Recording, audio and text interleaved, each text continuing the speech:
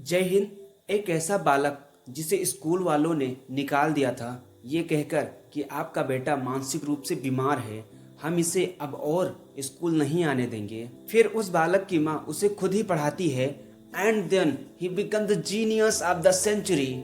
और फिर वह बालक फ्यूचर में एक महान आविष्कारक और बिजनेसमैन बनता है जिसने electric power generation, mass communication, sound recording and motion picture ये आविष्कार फोनोग्राफ में शामिल हैं। इन्होंने ही पहली इंडस्ट्रियल रिसर्च लेबोरेटरी को स्टेबलाइज किया था जिसमें टीम वर्क बन के काम करते थे। इतना ही नहीं, अमेरिका में ही 1093 पेटेंट कराने वाले विश्व के महान आविष्कारक बने। जो बैटरी हम यूज करते हैं अपने घरों में, इन्वर्टर में, और जो मीटर लगा होता है हम सभी के घरों में, वो इन्हीं के नाम पेटेंट है। और इन सबसे खास इन्होंने ही लाइट बल्ब का आविष्कार किया था जिसने पूरे विश्व में सभी लोगों के जीवन में भारी बदलाव लाए।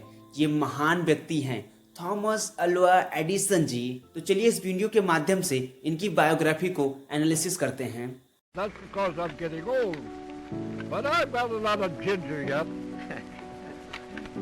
What do you think of the sound pictures of today? That's what I think of the talking picture.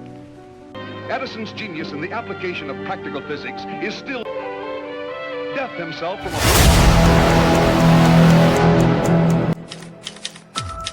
Thomas का जन्म 1847 में ओहियो के मिलान में हुआ था। बचपन से ही एवरेज बच्चों की तुलना में इनके अंदर बहुत ज़्यादा क्यूरियोसिटी थी। हर चीज़ को क्वेश्चन करते थे। इनका जो अप्रोच था क्वेश्चन ओरिएंटेड था। इन्हें सब कुछ जानना था, क्या है, क्यों है, कैसे है, बहुत क्वेश्चन करते थे, एकदम पागल कर देते थे।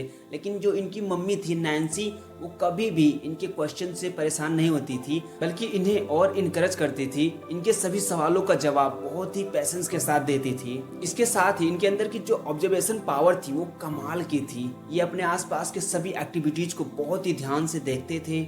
और जब कोई बच्चा अपने आसपास की चीज़ों को ऑब्जर्व करता है तो उसे प्रैक्टिकली करना तो बनता ही है, चाहे उसका आउटकम कुछ भी हो। इसीलिए ये बहुत सारी उटपटांग हरकतें करते रहते थे जिसकी वजह से इन्हें हाफ माइंड, पागल, भोंदू, खच्चर, गधा, पता नहीं क्या क्या नाम से इन्हें जाना जाता है।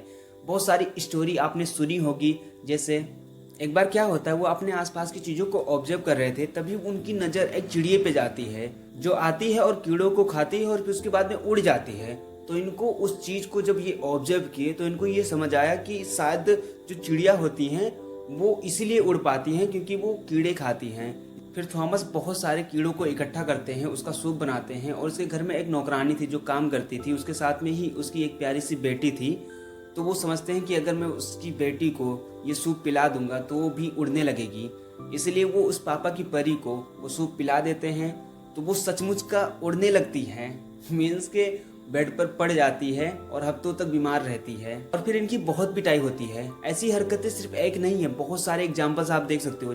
ऐसी हरकतें थॉमस अपनी डेली लाइफ में करता रहता था। इन्हीं हरकतों की वजह से जब वो स्कूल में एंटर करता है तो कुछ ही महीनों में सभी स्कूल वाले बहुत ज़्यादा परेशान हो जाते हैं। इसलिए वो एक लेटर लिखते हैं और बोलते हैं ये अपनी माँ को दे देना। उस लेटर में लिखा होता है कि आपका जो बेटा है ये मानसिक रूप से बीमार है, हम इसे और स्कूल नहीं आने देंगे।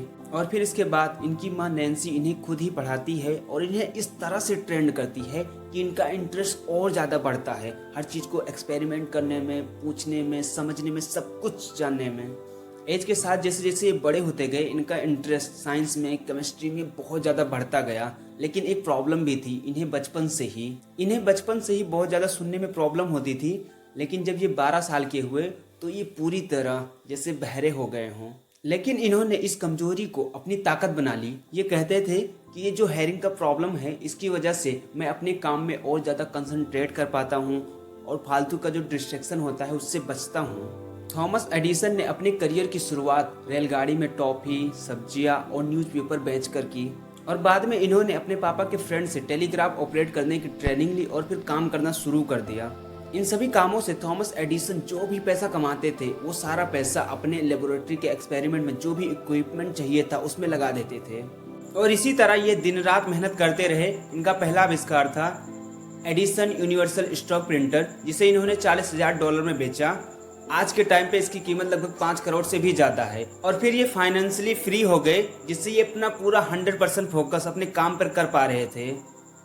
और फिर लगातार ये नए नए आविष्कार करते गए। Electric power generation, mass communication, recording, motion pictures battery और हमारे घरों में जो मीटर लगा होता है उससे विद्युत बल्ब को बनाने में इन्होंने हजारों प्रयास किए थे, तब जाके उन्हें सफलता मिली थी। और देखते ही देखते ये अमेरिका के बहुत बड़े बिजनेसमैन और आविष्कारक बन गए। अकेले ही अमेरिका में 1093 से भी ज़्यादा आविष्कार इन्होंने किए थे। अगर वास्तव में आप अपनी लाइफ में कुछ बड़ा करना चाहते हो तो इस बात का ध्यान रखना कि कोई भी हो आपका फ्यूचर डिसाइड नहीं कर सकता, चाहे वो आपके टीचर्स ही क्यों ना हो।